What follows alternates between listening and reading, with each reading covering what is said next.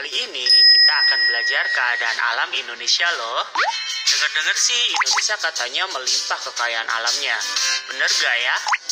Pastinya benar. Kekayaan alam yang melimpah di Indonesia ini akibat dari keadaan alam yang mendukung pastinya. Ngomong-ngomong keadaan alam Indonesia, kita akan dibawa ke dalam 4 bagian materi nih. Apa aja ya?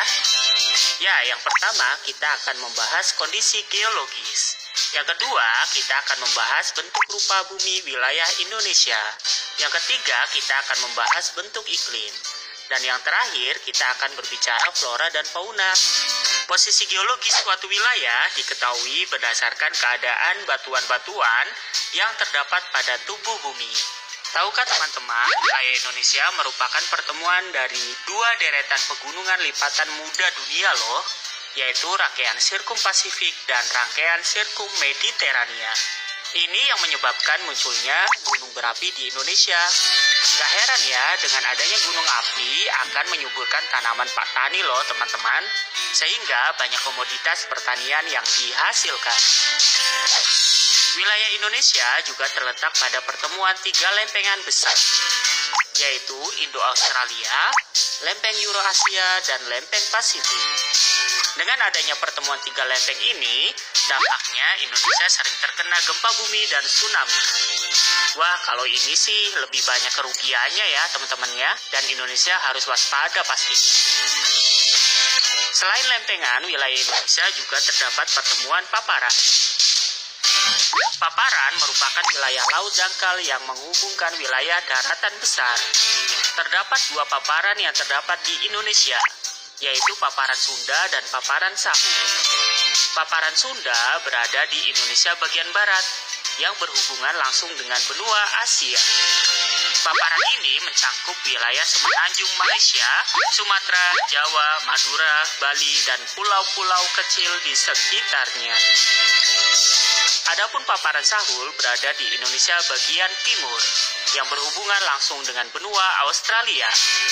Paparan Sahul mencakup wilayah yang sangat luas, membentang dari utara Papua hingga bagian utara benua Australia.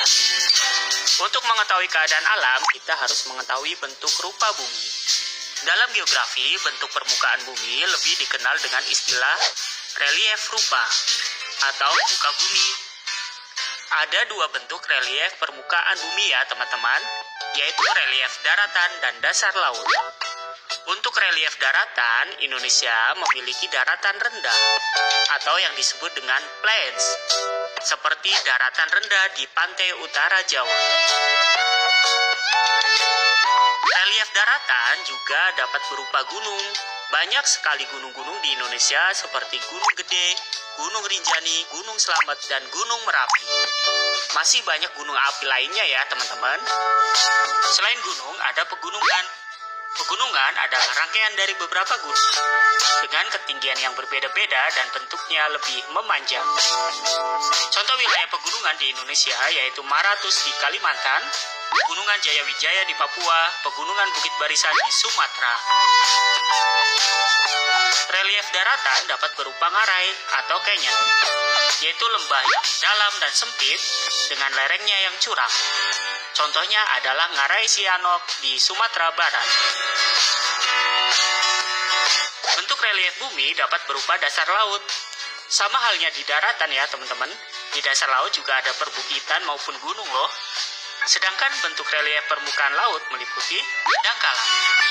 Dangkalan atau paparan adalah bentuk pantai yang melandai ke arah laut dengan kedalaman rata-rata sekitar 200 meter.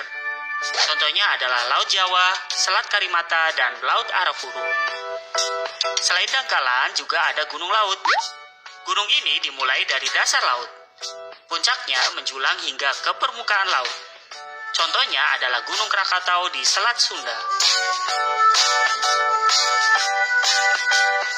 Bentuk relief dasar laut dapat berupa palung laut. Palung laut adalah lembah yang sangat dalam dan memanjang di dasar laut serta memiliki lereng yang curam. Palung laut yang dimiliki Indonesia adalah Trok Sunda dengan kedalaman yaitu 7.450 meter.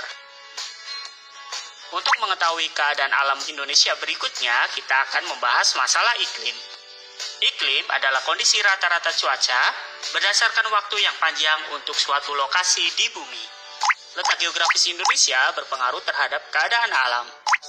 Pertama, Indonesia beriklim laut sebab wilayah Indonesia berupa kepulauan, sehingga banyak memperoleh pengaruh angin laut yang mendatangkan banyak hujan.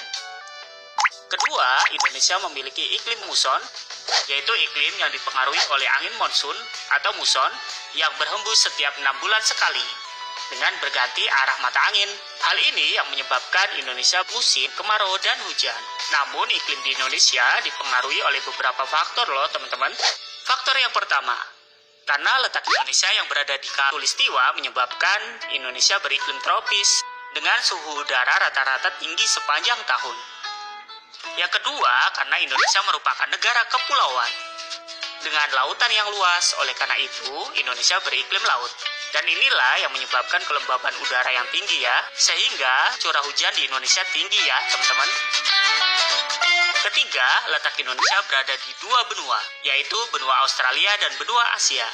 Ini yang menyebabkan Indonesia beriklim muson. Iklim ini dipengaruhi oleh angin musim atau angin muson yang berganti tiap setengah tahun sekali.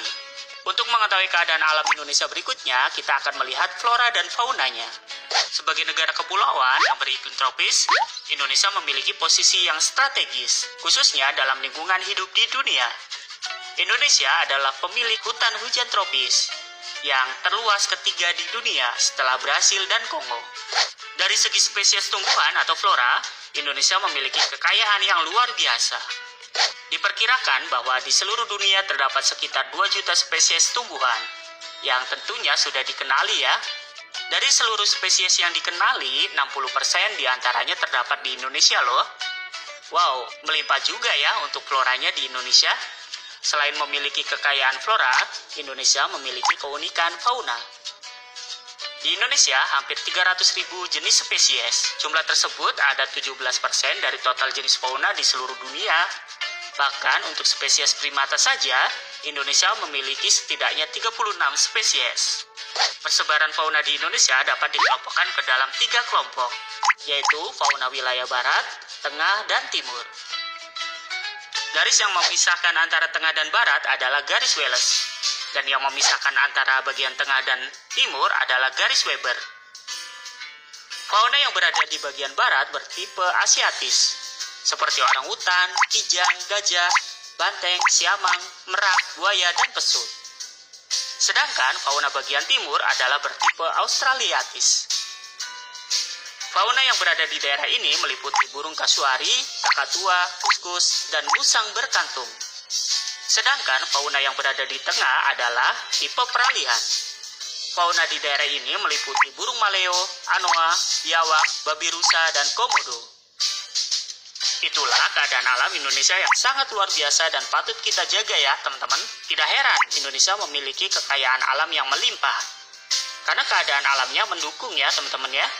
Kita sebagai generasi muda patut untuk menjaga dan melestarikannya. Terima kasih, sampai bertemu di video-video berikutnya.